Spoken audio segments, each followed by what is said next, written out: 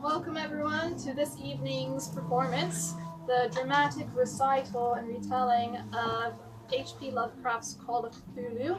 It will be narrated by Professor Dave and accompanied by Ever Orchid on the theremin, and we do wish Mr. Lovecraft a happy birthday.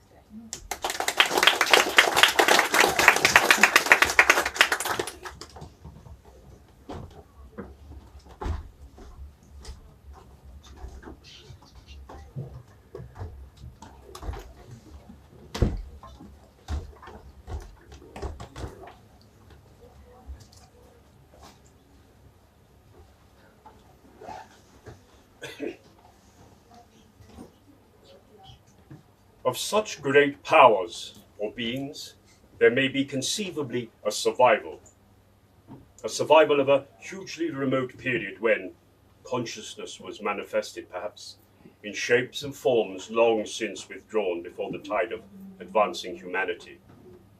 Forms of which poetry and legend alone have caught a fleeting memory and called them gods, monsters, mythical beings of all sorts and kinds. Algernon Blackwood.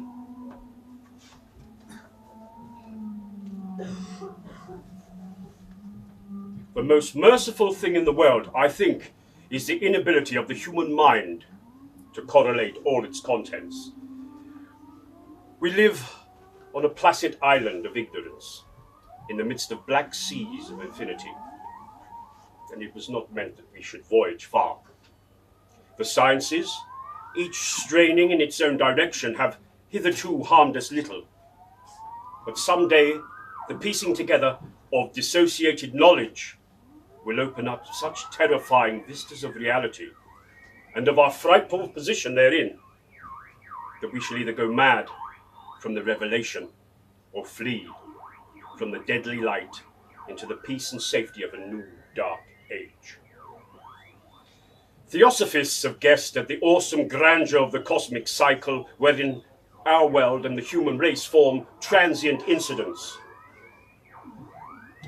They have hinted at strange survivals in terms which would freeze the blood, if not masked by bland optimism.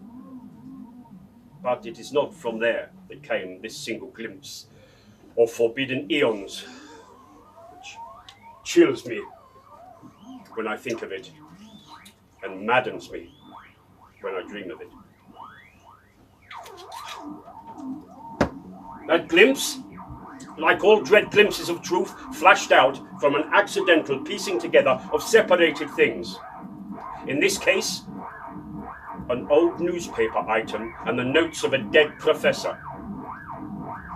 I hope that no one else will accomplish this piecing out. Certainly if I live, I shall never knowingly supply a link in so hideous a chain.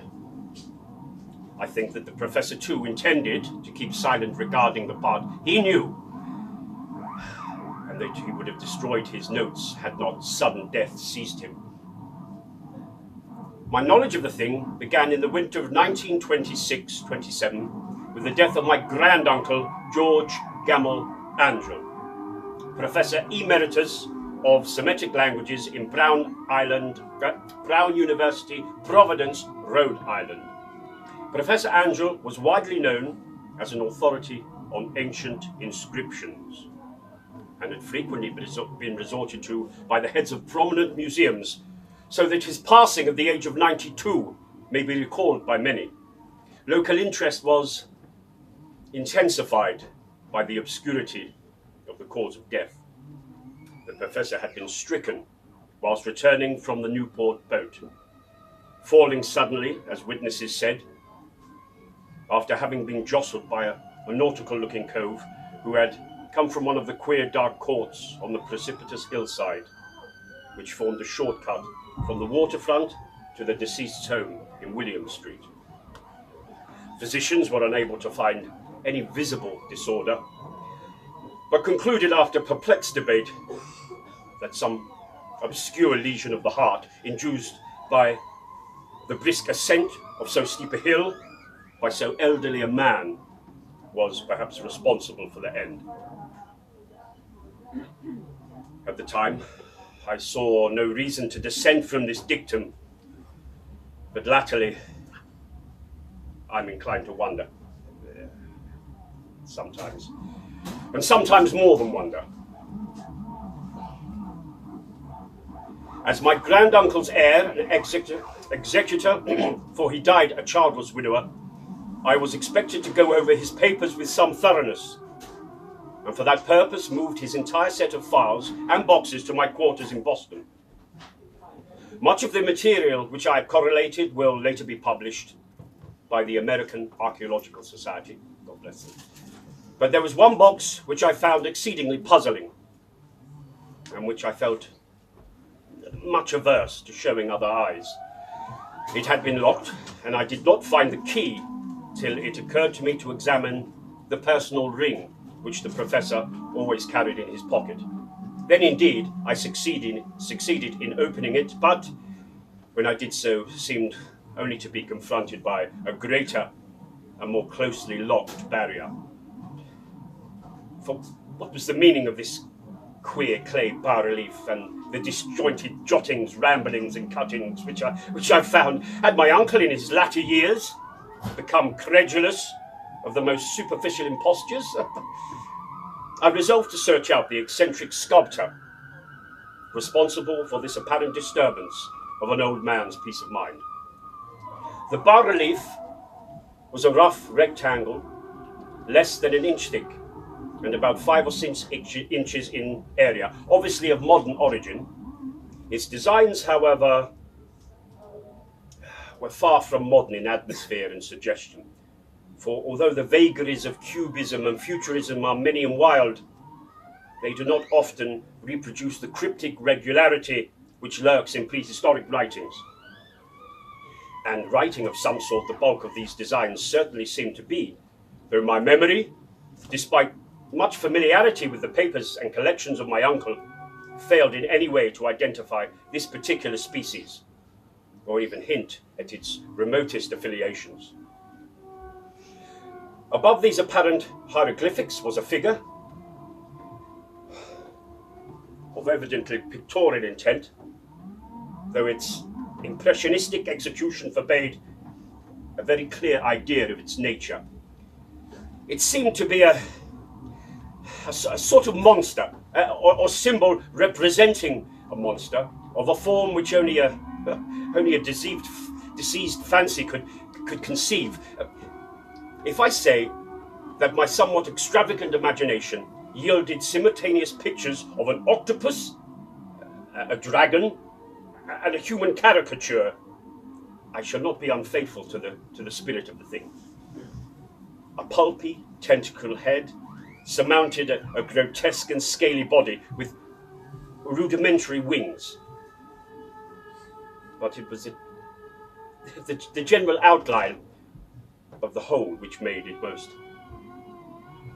shockingly frightful.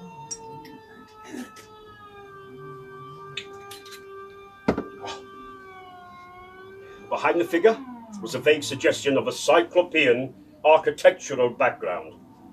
The writing accompanying this oddity was, aside from a stack of press cuttings, in Professor Andrew's most recent hand, and made no pretense to literary style. What seemed to be the main document was headed Cthulhu Cult, in painstaking characters printed out to avoid the erroneous reading of a word so unheard of. The manuscript was divided into 2 sections, the first of which was headed 1925, Dream and Dream Work of H.A. Wilcox, 7 Thomas Street, Providence, Rhode Island, and the second, Narrative of Inspector John R. Legrasse, 121 Bienville Street, New Orleans, Louisiana.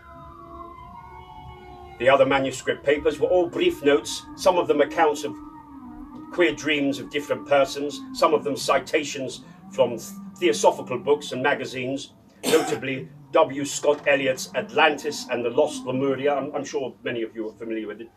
The rest of the comments and long-surviving secret societies and hidden cults with references to passages in such mythological and anthropological source books as Fraser's Golden Bough and Miss Murray's Witch Cult in Western Europe.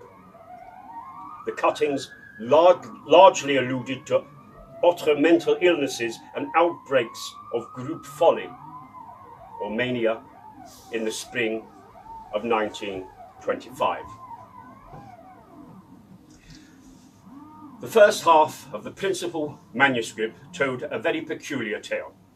It appears that on March the 1st, 1925, a thin, dark young man of neurotic and excited aspect had called upon Professor Angel bearing the singular clay bas-relief, which was then exceedingly damp and fresh. His card bore the name of Henry Anthony Wilcox, and my uncle had recognized him as the youngest son of an excellent family, slightly known to him, who had latterly been studying sculpture at the Rhode Island School of Design and living alone at the Fleur-de-Lis building near the institution. Wilcox was a precocious youth of known genius, but great eccentricity, and had from childhood excited attention through the strange stories and odd dreams he was in the habit of relating. He called himself psychically hypersensitive, but the staid folk of the ancient commercial city dismissed him as merely odd. Never mingling much with his kind, he had dropped gradually from social visibility and was now known only to a small group of athletes from other towns. Even the Providence Art Club, anxious to preserve their conservatism, had found him quite hopeless. On the occasion of the visit, ran the professor's manuscript, the sculptor abruptly asked for the benefit of his host's archaeological knowledge in identifying the hieroglyphics on the bas-relief. He spoke in a dreamy, stilted manner which suggested pose and alienated sympathy, and my uncle showed some sharpness in replying, for the conspicuous freshness of the tablet implied kinship with anything other than archaeology. Young Wilcox's rejoinder, which impressed my uncle enough to make him recall and record it verbatim, was of a fantastical, poetic cast, which must have typified his whole conversation, and which I have since found highly characteristic of him. He said, "It is new, indeed, for I made it last night in a dream of strange cities, and dreams are older than brooding Tyre, or the contemplative Sphinx, or garden-girdled Babylon." It was then that he began that rambling tale which suddenly played upon a sleeping memory and won the fevered interest of my uncle. There had been a slight earthquake tremor the night before, the most considerable felt in New England for some years, and Wilcox's imagination had been keenly affected. Upon retiring, he had had an unprecedented dream of great cyclopean cities, of Titan blocks, sky-flung monoliths, all dripping with green ooze and sinister with latent horror. Hieroglyphics had covered the walls and pillars, and from some undetermined point below had come a voice that was not a voice. A chaotic sensation which only fancy could transmute into sound, but which he attempted to render by the almost unpronounceable jumble of letters, Cthulhu Mythos. This verbal jumble was the key to the recollection which excited and disturbed Professor Angel. He questioned the sculpture with scientific minuteness and studied with almost frantic intensity the bas-relief on which the youth had found himself working, chilled and clad only in his nightclothes when waking had stolen bewilderingly upon him. My uncle blamed his old age, Wilcox afterwards said, for his slowness in recognizing both hieroglyphics and pictorial design. Many of his questions seemed highly out of place to his visitor, especially those which tried to connect the latter with strange cults or societies. And Wilcox could not understand the repeated promises of silence which he was offered in exchange for admission into membership into some widespread mystical or paganly religious body. When Professor Angel became convinced that the sculptor was indeed ignorant of any cult or system of cryptic law, he besieged his visitor with demands for future reports of dreams. This bore regular fruit, for after the first interview, the manuscript records daily calls of the young man, during which he related startling fragments of nocturnal imagery, whose burden was always some terrible cyclopean vista of dark and dripping stone,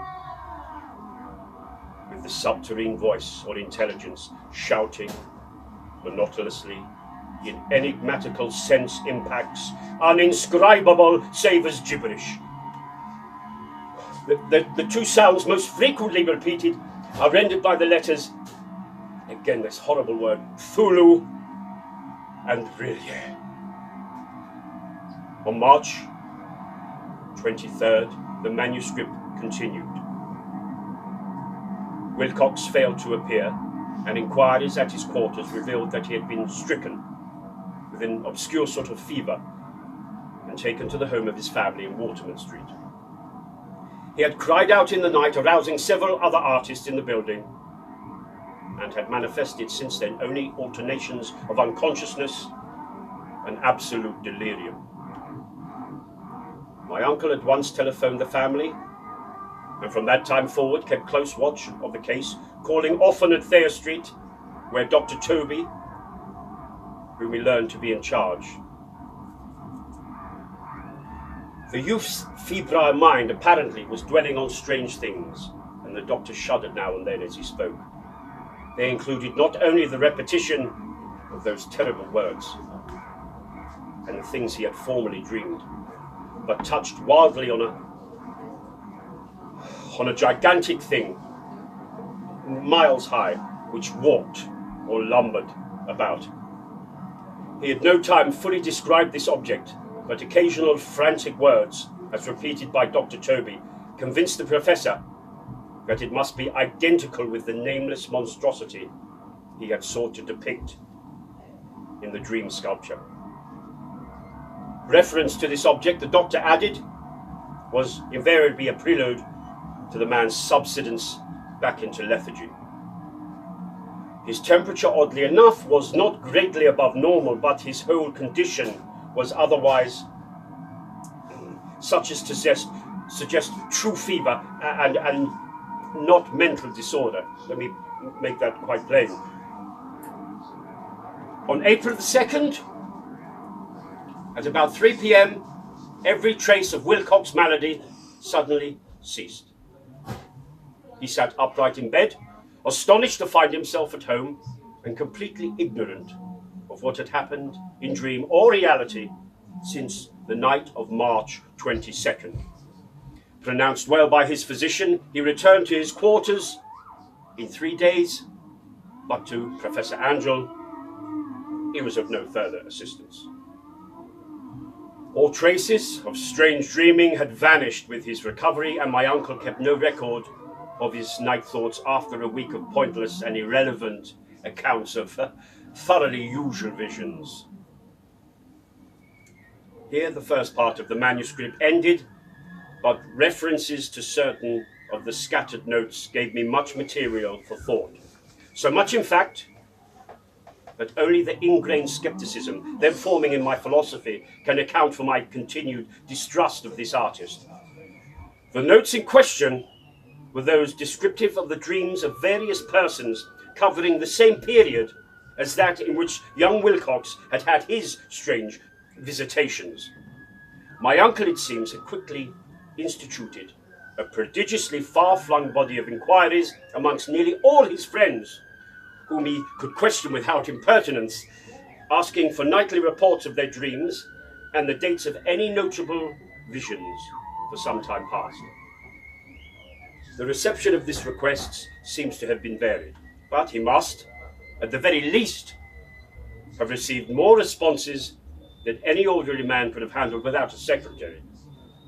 This original correspondence was not preserved, but his notes formed a thorough and really significant digest.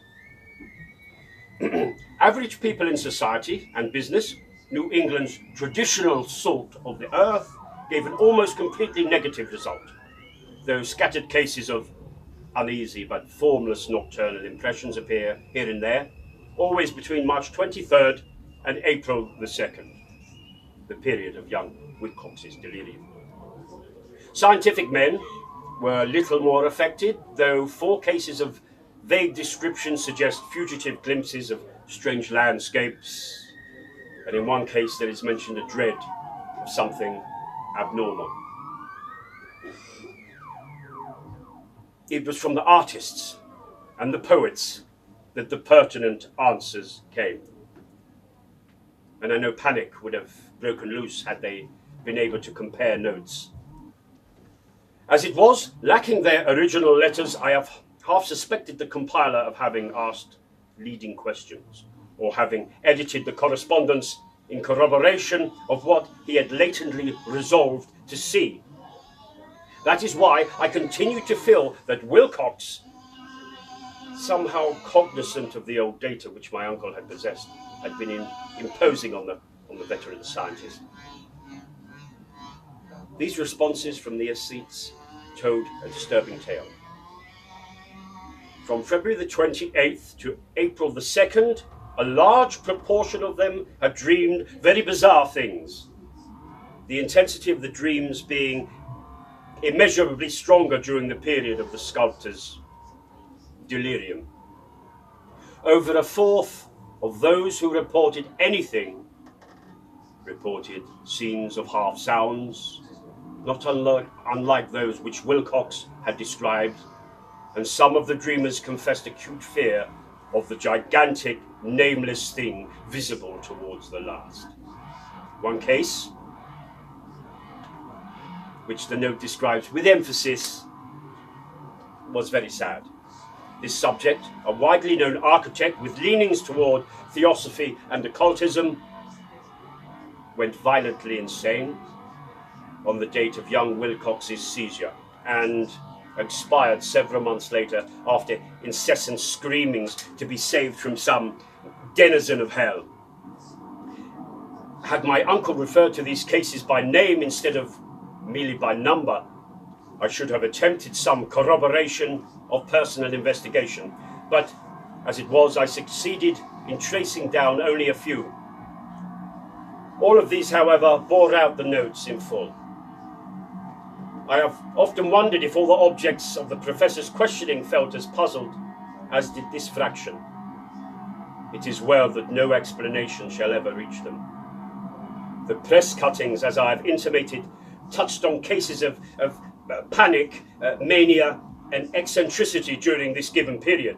Professor Angel must have employed a cutting bureau, for the number of his extracts was tremendous, and the sources scattered throughout the globe. Here was a nocturnal suicide in London, where a lone sleeper had leapt from a window after a shocking cry. Here, likewise, a rambling letter to the editor of a paper in South America, where a fanatic deduces a dire future from visions he has seen. A dispatch from California describes a theosophist colony as donning white robes en masse for some glorious fulfillment, which never arrives, whilst items from India speak guardedly of serious unrest towards the end of March. Voodoo orgies multiply in Haiti, and African outposts report ominous mutterings. American officers in the Philippines find certain tribes bothersome about this time. The New York policemen are mobbed by hysterical Levantines on the night of March 22nd and the 23rd. West Island, too, is full of wild rumour and legendary, and a fantastic painter named Ardois Bonneau hangs a blasphemous dream landscape in the Paris Spring Salon of 1926. And so numerous are the recorded troubles in insane asylums that only a miracle can have stopped the medical fraternity from noting strange parallelisms and drawing mystified conclusions. A weird bunch of cuttings all told, and I can at this stage scarcely envisage the callous rationalism with which I set them aside. But I was then convinced, of course, that young Wilcox had known of the older matters mentioned by the professor. For the sake of expediency and perhaps our own sanity, and dare I say safety, part of the manuscript has been removed. I will continue shortly here and trust your sensibilities will not be harmed and the continuity will not be irrevocably lost. There are a number of unexpurgated volumes in this very shop, but I strongly advise against you acquiring such texts.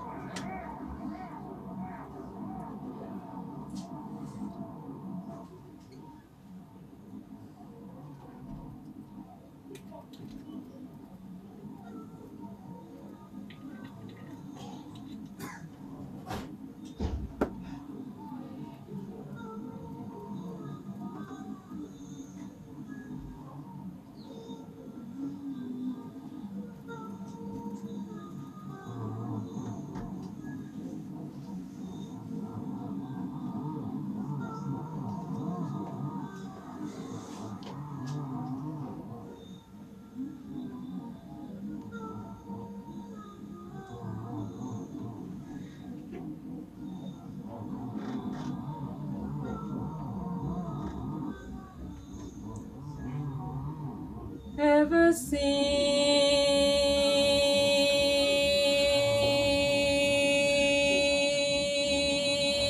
the old ones?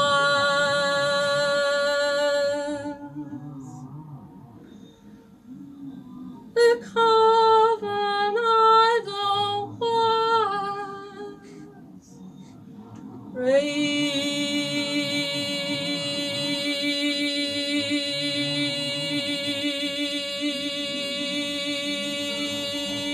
Cthulhu,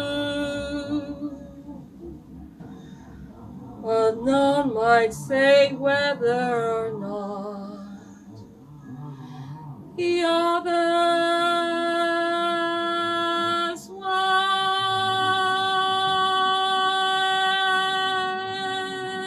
precisely like him. No one could read the old writing now, but things were told by word of mouth. The chanted ritual was not the secret. There was never spoken aloud, only whispered. The chant meant only this: in his house at Greenland, dead Cthulhu waits, dreaming that is started,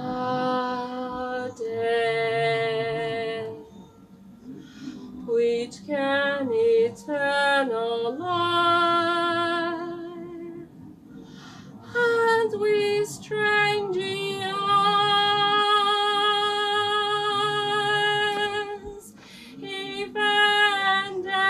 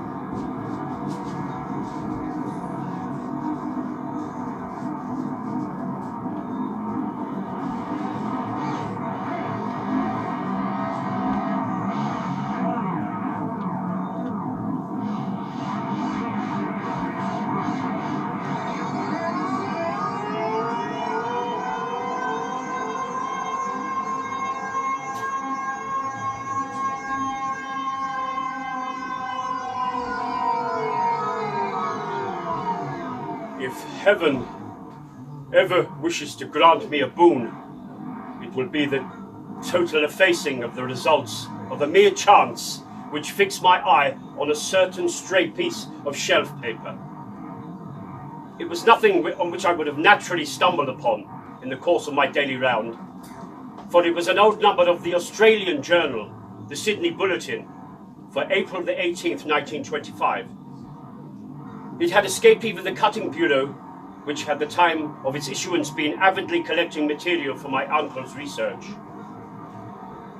I had largely given over my inquiries into what Professor Angel called the Cthulhu cult, and was visiting a learned friend in Paterson, New Jersey, the curator of a local museum and mineralogist of note. Examining one day the reserved specimens roughly set out on the storage shelves in the rear room of the museum, my eye was caught by an odd picture in one of the old newspapers spread beneath the stones. It was the Sydney Bulletin I've mentioned, for my friend had wide affiliations in all conceivable foreign parts, and the picture was a half-tone cut of a hideous stone image, almost identical with that which the grass had found in the swamp, and which the sculptor had made in the bas-relief. Eagerly clearing the sheet of its precious contents, I scanned the item in detail, and was disappointed to find it only of moderate length. What it suggested, however, was of portentous significance to my flagging quest, and I carefully tore it out for immediate action. It read as follows: Mystery derelict found at sea. Vigilant arrives, helpless, armed New Zealand yacht in tow. One survivor and dead man found aboard. Tale of desperate battle and deaths at sea. Rescued seamen refused particulars of the strange experience. Odd idol found in his possession. Inquiry to follow. This was all, together with the picture of the hellish image. But what a train of ideas it started in my mind. Here were new treasuries of data on the Cthulhu cult and evidence that it had strange interests at sea as well as on land. What motive prompted the hybrid crew to order back the Emma as they sailed about with their hideous idol? What was the unknown island which 6 men of the Emma's crew had died, and about which Major Hansen was so secretive? What had the Vice Admiralty's investigation brought out, and what was known of the noxious cult in Dunedin? And the most marvellous of all, what deep and more natural linkage of dates was this, which gave a malign and now undeniable significance to the various turns of events, so carefully noted by my uncle. March 1st, or February 28th, according to the international dateline, the earthquake and storm had come. From Dunedin, the Alert and her noisome crew had darted eagerly forth, as if imperiously summoned, and on the other side of the earth, poets and artists had begun to dream of strange, dank, cyclopean cities, whilst the young sculptor had moulded in his sleep the form of the dreaded Cthulhu. March 23rd, the crew of the Emma landed on an unknown island and left 6 men dead. And on that date, the dreams of sensitive men assumed a heightened vividness and darkened with dread of a giant monster's malign pursuit, whilst an architect had gone mad and a sculptor had lapsed suddenly into delirium. And what of this storm of April the 2nd, the date on which all dreams of the dank city ceased, and Wilcox emerged unharmed from the bondage of a strange fever? What of all this, and of those hints of Old Castro, about the sunken star-born old ones and of their coming reign, their faithful cult, and their mastery of dreams. Was I tottering on the brink of cosmic horrors beyond man's power to bear? If so, they must be horrors of the mind alone, for in some way the 2nd of April had put a stop to whatever monstrous menace had begun its siege of mankind's soul.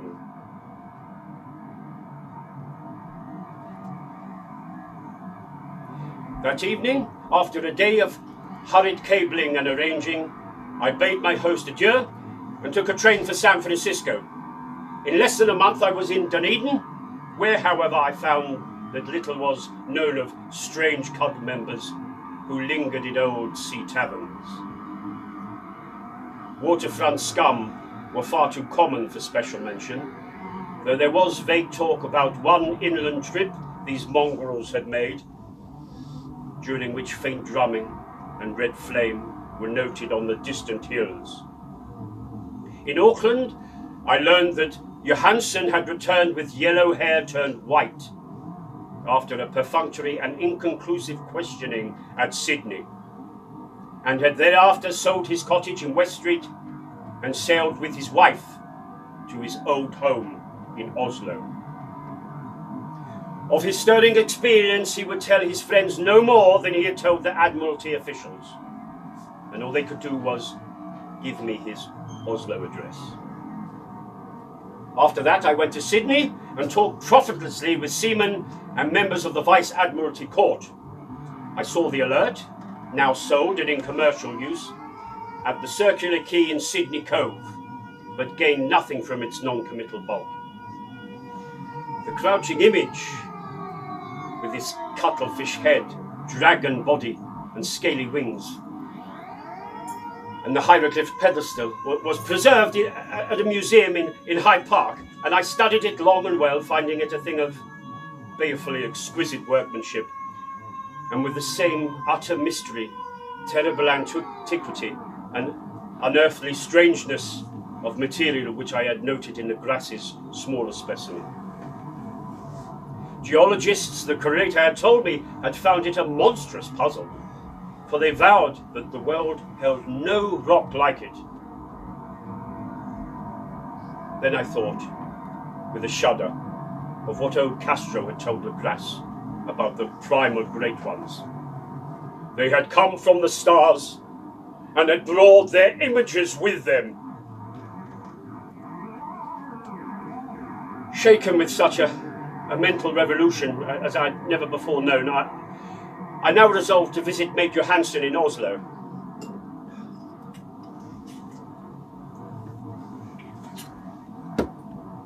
Sailing for London, I re-embarked at once for the Norwegian capital, but not without a swift and perfunctory visit to Watkins Bookshop. And one autumn day landed at the trim wharves in the shadow of the Egeberg. Johansen's address, I discovered, lay in the old town of King Harald Hardrada, which kept alive the name of Oslo during all the centuries that greater city masqueraded as Christiana. I had made the brief trip by taxicab and knocked with palpitant heart at the door of a neat and ancient building with plastered front. Alas, a sad-faced woman in black answered my summons, and I was stung with disappointment when she told me in halting English that Gustav Johansen was no more. He had not survived his return, said his wife, for his doings at sea in 1925 had broken him. He had told her no more than he had told the public, but he had left a long manuscript of technical matters, as he said, written in English, evidently in order to safeguard her from the peril of casual perusal. During a walk through a narrow lane near the Gothenburg dock, a bundle of papers falling from an attic window had knocked him down. Two Lascar sailors at once helped him to his feet, but the ambulance could not reach him in time. He was dead. Physicians again found no adequate cause for the end and laid it to heart trouble and a weakened constitution. I now felt annoying at my vitals too, terror which will never leave me till I too am at rest, accidentally or otherwise. Persuading the widow that my connection with her husband's technical matters was sufficient to entitle me to the manuscript, I bore the document away and began to read it on the London boat. It was a simple, rambling thing, a naive sailor's effort at a post facto diary, and strove to recall day by day that last awful voyage.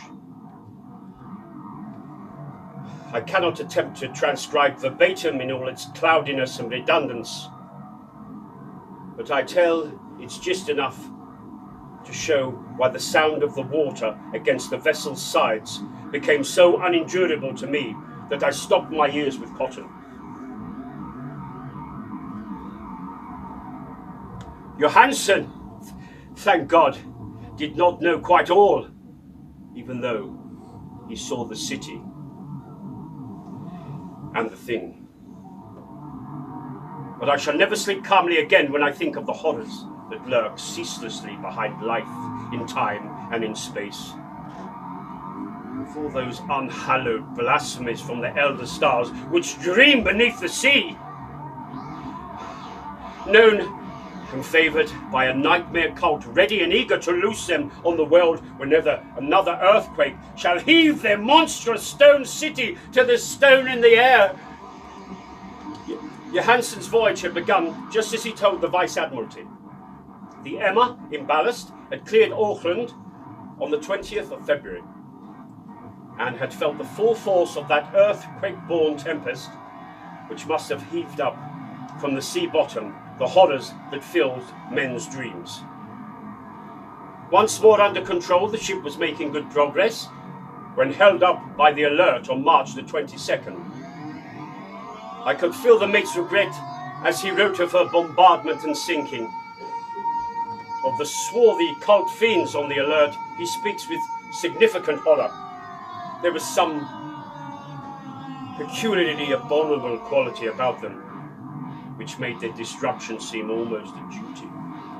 And Johansen shows ingenious wonder at the charge of ruthlessness brought against his party during the proceedings of the court inquiry. Then, driven ahead by curiosity in their captured yacht under Johansen's command, the men sight a stone pillar sticking out of the sea. And in south latitude 47 degrees 9 minutes, west longitude 126 degrees 43 minutes, come upon a coastline of mingled mud, ooze, and weedy cyclopean masonry, which can be nothing less than the tangible substance of Earth's supreme terror, the nightmare corpse city of Rillier. It was built in measureless eons behind history by the vast, loathsome shapes that seeped down from the stars. There lay the great Cthulhu and his hordes, hidden in green slimy vaults and sending out, at last, after cycles incalculable and thoughts that spread fear into the dreams of the sensitive and called imperiously to the faithful to come on a pilgrimage of liberation and restoration. All this Johansen did not suspect, but God knows. He saw soon enough. I suppose that only the single mountaintop, the hideous monolith-crowned citadel whereupon great Cthulhu was buried, actually emerged from the waters. When I think of the extent of all that may be brooding down there, I wish to kill myself forthwith. Johansen and his men were awed by the cosmic majesty of this dripping Babylon of elder demons, and must have guessed without guidance that it was nothing of this or any sane planet. Or at the unbelievable size of the greenish stone blocks, at the dizzying height of the great carven monolith, and at the stupefying identity of the colossal statues and bas-reliefs with the queer image found in the shrine on the alert, is poignantly visible in every line of the mate's frightened description. Without knowing what futurism is like, Johansen achieved something very close when he spoke of the city. For instead of describing any definite structure or building, he dwells only on broad impressions of vast angles, of stone surfaces, surfaces too great to belong to anything right or proper for this earth, and the impious and horrible images and hieroglyphics. I mention his talk about angles because it suggests something Wilcox had told me in his awful dreams. He had said that the geometry of this demon place was abnormal, non-Euclidean, and loathsomely redolent of spheres and dimensions apart from ours. Now an unlettered seaman felt the same thing whilst gazing at this terrible reality. Johansen and his men landed at a sloping mudbank on this monstrous acropolis and clambered slipperily up over tight and oozy blocks which could have been no mortal staircase. The very sun of heaven seemed distorted when viewed through the polarizing miasma welling out from this sea-soaked perversion. And twisted menace and suspense lurked leeringly in those crazily elusive angles of carven rock, where a second glance showed concavity after the first showed convexity. Something very like fright had come over all the explorers before anything more definite than rock and ooze and weed was seen. Each would have fled had he not feared the scorn of the others, and it was only half-heartedly that they searched, vainly as it proved, for some portable souvenir to bear away. It was Rodriguez, the Portuguese, who climbed up the foot of the monolith and shouted at what he had found. The rest followed him and looked curiously at the immense carved door with the now familiar squid dragon bas-relief. It was Johansen, like he said, a great barn door. And they all felt that it was a door because of the ornate lintel, threshold and jambs around it, that they could not decide whether it lay flat like a trapdoor or slantwise like an outside cellar door. As Wilcox would have put it, the geometry of the place was all wrong. One could not be sure that the sea and the ground were horizontal, hence the relative position of everything else seemed phantasmally variable. Bryden pushed at the stone in several places without result. Then Donovan felt over it delicately around the edge, pressing each point separately as he went. He climbed interminably along the grotesque stone moulding. That is, one would call it climbing if the thing was not, after all, horizontal. And men wondered how any door in the universe could be so vast. Then, very softly and slowly, the acre-great panel began to give inward at the top, and they saw it was balanced. Donovan slid or somehow propelled himself down or along the jamb and rejoined his fellows, and everyone watched the queer recession of the monstrously carven portal. In this fantasy of prismatic distortion, it moved anomalously in a diagonal way, so that all the rules of matter and perspective seemed upset. The aperture was black, with a darkness almost material. That tenebrousness was indeed a positive quality, for it obscured such parts of the inner walls as ought to have been revealed, and actually burst forth like smoke from its eon-long imprisonment, visibly darkening the sun as it slunk away into the shrunken and gibbous sky on flapping membranous wings. The odour arising from the newly opened depths was intolerable, and at length The quick-eared Hawkins thought he heard something nasty slopping around down there. Everyone listened. And everyone was listening still when it lumbered slobberingly into sight and gropingly squeezed its gelatinous green immensity through the black doorway into the tainted outside air of this poisoned city of madness. Poor Johansson's handwriting almost gave out when he wrote this.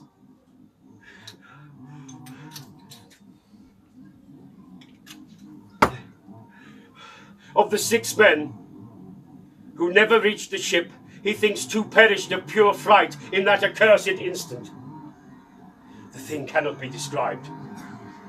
There is no language for such abysms of shrieking and immemorial lunacy, such eldritch contradictions of all matter, force, and cosmic order. A mountain, a mountain walked or stumbled like a god. What wonder that across the earth a great architect went mad, and poor Wilcox raved with fever in a telepathic instant. The thing of the idols, the green sticky spawn of the stars, had awakened to claim his own. The stars were right again, and what an age-old cult had failed to do by design, a band of innocent, clumsy sailors had done by accident. After vigintillions of years, great Cthulhu was loose again and ravening for delight. 3 men were swept up by the flabby claws before anybody turned. God rest them. God rest them if there be any rest in this universe. They were Donovan, Guerra, and Angstrom. Parker slipped as the other 3 were plunging frenziedly over endless vistas of green-crusted rock to the boat, and Johansson swears he was swallowed up by an angle of masonry which shouldn't have been there. It was an angle that was acute but behaved as if it were obtuse. So only Bryden and Johansson reached the boat, and they pulled desperately for the alert as the mountainous monstrosity flopped down the slimy stones and hesitated, floundering at the edge of the water. Steam had not been suffered to go down entirely, despite the departure of all hands for the shore. And it was the work of only a few moments of feverishly rushing up and down between wheel and engines to get the alert fully underway.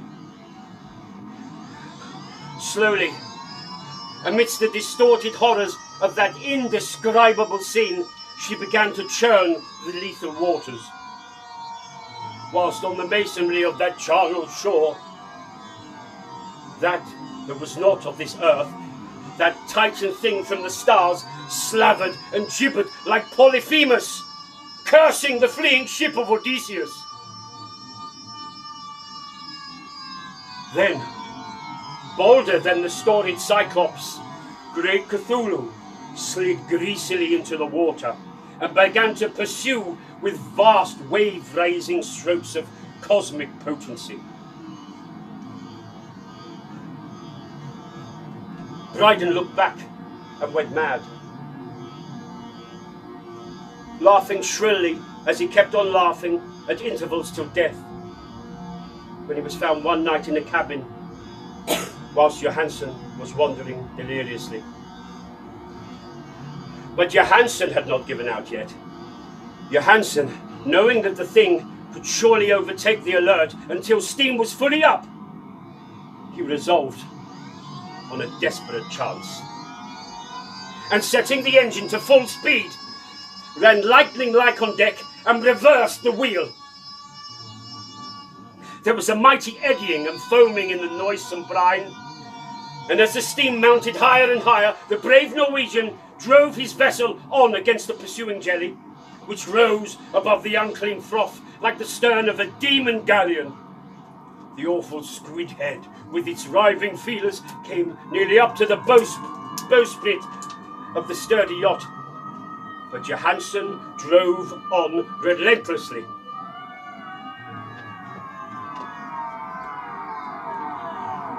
there was a bursting, as of an exploding bladder, a slushy nastiness, as of 1,000 cloven sunfish, a stench of 1,000 open graves, a sound that no chronicler would put on paper. For an instant the ship was befouled by an acrid and blinding green cloud. And then there was a venomous seething astern, where God in heaven, the scattered plasticity of that nameless sky spawn was nebulously recombining into its original hateful form. But the distance widened every second as the alert gained impetus from the mounting steam. That was all. After that, Johansen only brooded over the idol in the cabin, attended to a few matters of food for himself and the laughing maniac by his side. He did not try to navigate after the first bold flight, for the reaction had taken something out of his soul.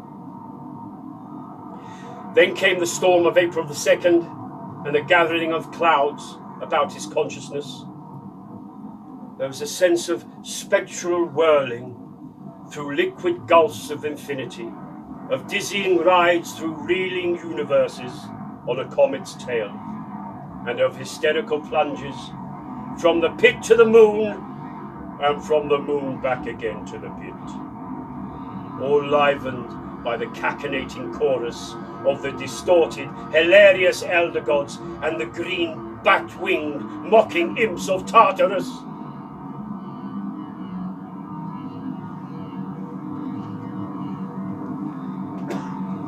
Out of that dream came rescue, the Vigilant, the Vice Admiralty Court, the streets of Dunedin, and the long voyage back home to the old house by the Eggerberg. He could not tell. They would think him mad. He would write of what he knew before death came, but his wife must not guess. Death would be a boon, if it could only blot out the memories. That was the document I read. And now I have placed it in the tin box beside the bas-relief and the papers of Professor Andrew. With it shall go this record of mine. this test of my own sanity, wherein is pieced together that which I hope may never be pieced together again. I have looked upon all that the universe has to hold of horror, and even the skies of spring and the flowers of summer must forever afterwards be poison to me. But I do not think I will live long. As my uncle went, as poor Johansen went, so shall I go. I know too much, and the cult still lives.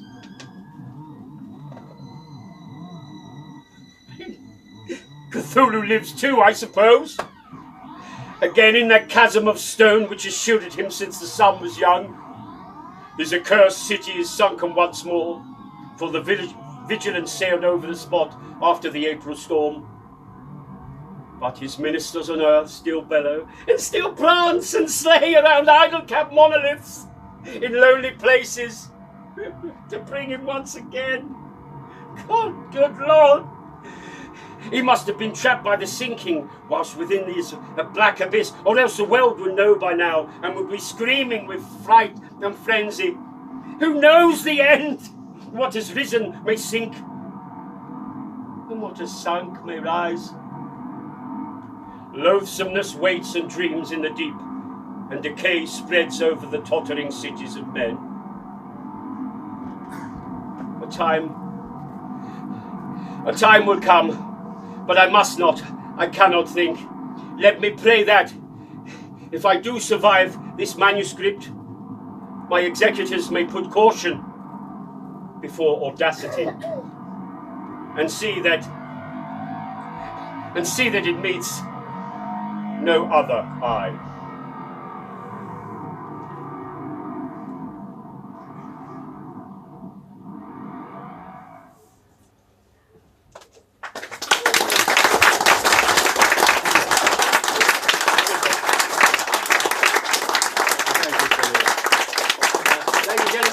Eva. On the ceremony. Ladies and gentlemen, Dave. And the wonderful staff at Watkins who made this all possible. Thank you for being very patient and being a wonderful audience. Yes. I hope you enjoyed it. So if Cthulhu will be taking questions at the other end of the... Thank you so much everyone for attending. Oh, bless we you. have packed the table upstairs with H.P. Lovecraft material, so please have a little look. Please do not buy any of the manuscripts. And have a great Careful day. your dreams tonight. Yeah.